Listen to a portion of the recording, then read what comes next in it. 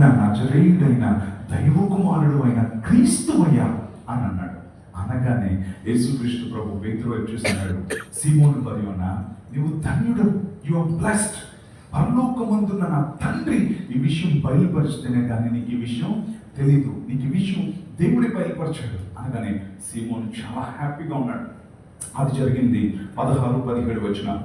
అయిపోయిన వెంటనే 18-19 వచనాల్లో యేసుక్రీస్తు ప్రభు ఏమన్నాడంటే, మనిషి కుమారుడు మనుషుల చేతికి అప్పగింపబడిన వాక్యం ఉంది కదా, అలాగే నేను సిలువ వేయబడుతున్నాను, నేను చంపబడుతున్నాను, నేను 3వ దినం తిరిగి లేపబడుతున్నాను అనేటప్పటికి మరలా పేతురు ఏమన్నాడు ఒకసారి చూడండి. 16వ అధ్యాయం 22వ వచనం చూడండి. Matthew chapter 16:22. పేతురు ఆయన చేయి పట్టుకొని, ప్రభువా అది నీకు దూరమగును గాక, అది నీకెన్నడూ కలగదని ఆయనను గద్దింపసాగాను. అయితే ఆయన పేతురు వైపు తిరిగి, సాతానా నా వెనుకకు పొమ్ము. చాలు.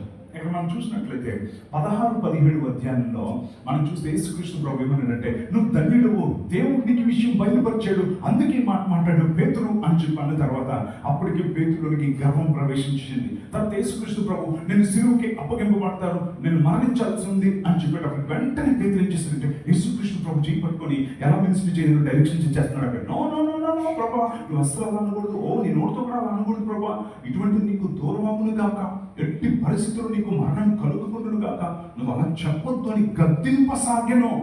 ఎవరో పేతురు యేసయ్యని గద్దిస్తున్నాడంట. ప్రభా నువ్వు ఇలా చెప్పకూడదు నో అని చెప్పి అంటూ ఉన్నాడట. అప్పుడు యేసుక్రీస్తు ప్రభు ఏం చేశాడు తెలుసా? పేతురు వైపు చూసి, సాతానా నా వెనక్కి పో అని అన్నాడు. ప్రభువానికి ఇది దూరమవును గాక అనేది ఎవరి స్వరమో యేసయ్య గుర్తించగలిగాడు. ప్రభువా నీవు దేవుని కుమారుడు అని చెప్పింది ఎవరి స్వరమో యేసుక్రీస్తు ప్రభు గుర్తించగలిగాడు. నువ్వు నజరేయుడైన క్రీస్తువు దేవుని కుమారుడు అంటే ఇది దేవుడు నీకు పలికించిన, నీకు ఇచ్చిన థాట్, నీకు దేవుడు మాట్లాడాడు అన్నాడు. వెంటనే ప్రభువా నీకు సిలువ మరణం దూరమవును గాక అనగానే పేతురు వైపు చూసి ఏం చేశాడు? సాతానా నా వెనక్కి పో అన్నాడు. అంటే ఇక్కడ సాతాను బాగా పరిచయం ఉన్నటువంటి స్వరం వెనక దాగి ఉండి పేతురు స్వరం ద్వారా మాట్లాడుతా ఉన్నాడు.